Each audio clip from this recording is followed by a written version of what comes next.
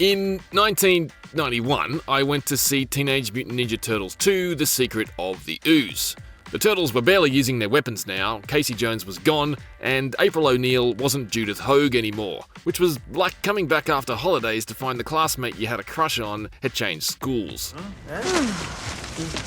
But simply, it wasn't what I'd expected, and I find myself in a similar position with Teenage Mutant Ninja Turtles Mutants Unleashed. You can't control what people think. What I expected was a basic 3D beat-em-up that would be over in a few hours. What we got is actually a 14-hour light RPG with a basic 3D beat-em-up tying together long sections of exposition and relationship building. Does it say how long it'll last? Nope. Unfortunately, like with The Secret of the Ooze, moving in an unexpected direction doesn't automatically make the end result good. Despite a clear effort on the part of developer A Heartful of Games to make Mutants Unleashed a juicy and authentic follow-up story to 2023's Mutant Mayhem film, it quickly becomes tedious thanks to a significant lack of enemy variety and small selection of constantly reused levels. It's not ninja crap, but the TURTLE power is limited.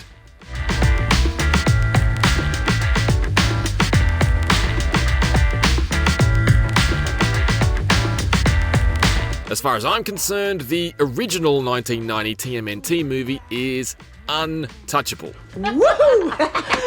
But I do feel Mutant Mayhem is the best TMNT movie since the first. Its deliberately imperfect hand-drawn appearance is remarkable, its soundtrack is impeccable, and, as the father of a 16-year-old, it contains easily the most believably teenage turtles ever. Hey, I'm Michelangelo. Perfecto. That makes you Leonardo. No. Mutants Unleashed comes impressively close to recreating two of those pillars itself. While the graphics don't reach par with the exquisite painterly appearance of the movie, they ably ape the hastily sketched asymmetrical look of Mutant Mayhem, from its crude 2D scribbles for smoke and light sources to Bebop's distractingly droopy pierced nipples. The Turtles themselves are also in sync with their movie counterparts, largely thanks to the fact the voice stars of the movie have returned here. Do you guys ever not have pizza to celebrate a victory? Do you ever not have cake at a birthday? If the budget could have stretched to include some of the film's licensed music, they could have had the trifecta. It sadly didn't, but unfortunately Mutants Unleashed has several more pressing problems than a lack of iconic 90s hip-hop up in here. It's kind of like trance meets R&B. Perfect for an extended sketching sesh. While a 14-hour TMNT RPG may sound like slam dunk value on paper, Mutants Unleashed is actually stretched to a breaking point over that surprisingly lengthy duration. The main story missions quickly become dreary once you notice it's constantly rehashing the same stages. Mutants Unleashed tries hard to obfuscate how many levels it actually has by having us run backwards through ones we've previously completed, or switching up the fixed camera to a different angle. But it's very transparent. There's also far too much loading required as we complete sections, which just feels like a cheat to shuffle the order of environments used for each mission without blending them together. Either way, clambering across the same construction site, running through the same pipe, riding up and down the same elevator, and scurrying over the same cargo ships gets old quick. Hey!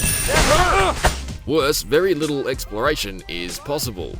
Yes, there are hidden objects and pieces of street art to find for Mondo Gecko. Mondo, what are you doing here? But Mutants Unleashed generally only punishes us for trying to veer off the path. I lost track of the number of times I tried to jump to a spot that appeared fine to land on, only to plummet to the street off camera, or be met with an invisible wall. On one stage, I completely trapped myself somewhere I clearly wasn't meant to be.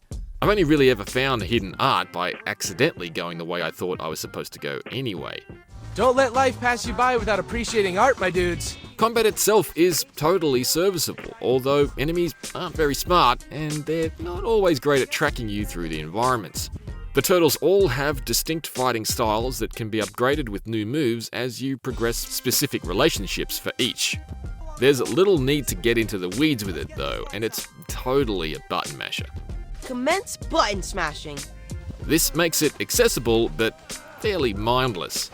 I'd try out new moves, but mostly to get the tutorial boxes to leave the screen, where they sometimes cover up your turtles thanks to the fixed camera. Come on, take it easy. That camera didn't really bother me for the most part. I get that it's ultimately a bit of a halfway house between an entirely third-person brawler and the 2D beat-em-ups of yesteryear, and Mutants Unleashed creatively replaces your character with a scratched silhouette when they're hidden by pieces of the environment. However, I did have instances where the angle was a real burden. There's not a ton of technical platforming in Mutants Unleashed, but lining up jumps and rail grinds from a 45-degree angle is like leaving your TV and trying to keep playing Tony Hawk from the toilet with the bathroom door ajar. Most disappointingly, Mutants Unleashed seems primarily built as a single-player game. The turtles you haven't selected will simply dip out at the beginning of every level, so you never feel like you're part of a fighting foursome, which is what TMNT is all about. We'll have to gain access from the rooftops. Sure, it has 2-player co-op, but it's not 4-player, so that still doesn't feel right. Keep it together, guys. We shouldn't have split up. You don't even get AI turtles raising shell in the background. The special assist moves make it seem like a second turtle is gonna get involved, but activating them doesn't actually bring one of your brothers physically into the space. Rat, need your muscle. It's just implied that they dropped in and bugged out, perhaps while your bandana was over your eyes. It also doesn't help that enemies are just the same handful of mutants for the entire game. Trash crabs, zebra squids, hippo luchadors, a couple more. But it's over a dozen hours of these same few baddies. Right. Yes, I understand a licensed tie-in game isn't going to be able to introduce important opponents from the TMNT universe, like the Foot Clan or such, before the film's inevitable sequel. Hell, I wouldn't let it either. That's how you get Emperor Palpatine returning to Star Wars in Fortnite at 6 AM Australian Eastern Daylight Time on a random Sunday morning. The day of victory is at hand. But Mutants Unleashed really needed more enemy variety. There are a host of side missions, but unfortunately these only contribute to the repetition. Civilian missions involved beating up a bunch of the same mutants across a couple of levels you've almost certainly been to before.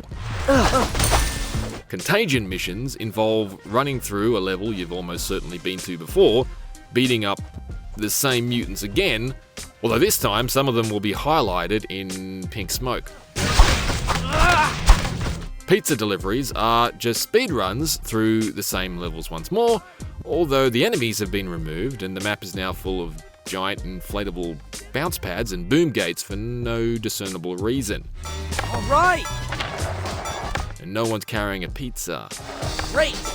Mutants Unleashed features a time progression system where each mission or conversation encounter takes either a day or a night, and then the day moves on. This puts a limit on the amount of side activities you can tackle before needing to do a main mission, but there's more than enough time to complete everything in a single playthrough. There's about 2 months of tasks, but I had weeks up my sleeve before needing to do the final couple of story missions, and I was already out of side missions, so the time component doesn't really add a great deal. Guys, we did it. Hang on, I'm getting an alert. The city's making an announcement.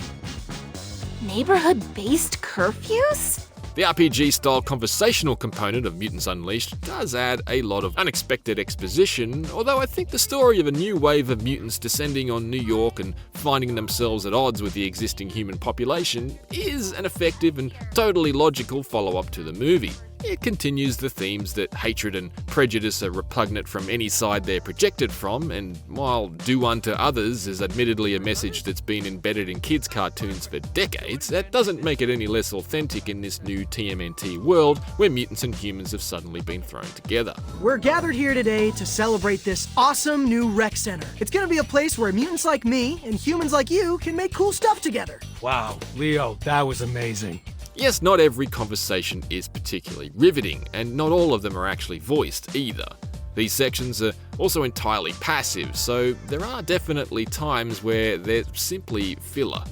Even moments that seem custom made for a minigame, like Donatello visiting an arcade to play a dancing game, ultimately aren't interactive.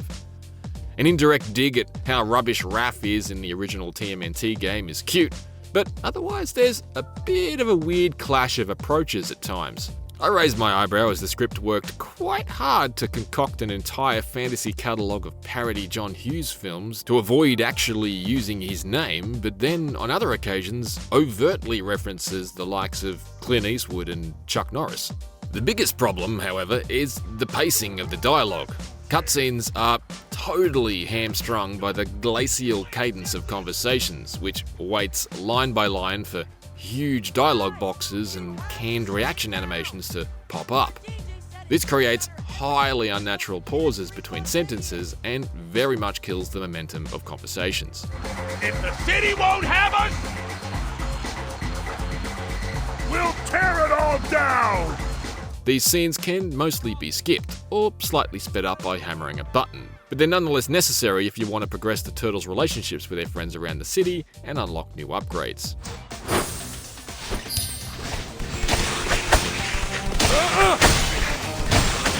Right! Teenage Mutant Ninja Turtles Mutants Unleashed certainly looks the part, coming admirably close to emulating the scrawled, asymmetrical look of the acclaimed 2023 animated film it functions as a sequel to. It also sounds the part thanks to some genuinely impressive voice acting, We did it! although shelling out for some of the 90s hip-hop that gave the movie its own aural edge clearly wasn't within the budget. Join us for the first stop in the Be Steady Arena Tour! On down! However, despite a visible effort to make Mutants Unleashed a lengthy and credible follow-up story to the film, its simple button-bashing action quickly becomes boring thanks to its slim selection of enemies and its constantly reused levels. Trying to do too much with too little means it all just becomes rather, well, I was going to say vanilla. And that's a shell of a loaded word to use around the Green Machine, who rocked the town without being seen. For more recent film tie-ins, check out our reviews for Kong, Survivor Instinct, and A Quiet Place: The Road Ahead. For everything else, stay on IGN, dudes and dudettes. Good plan. See you back in the tunnels.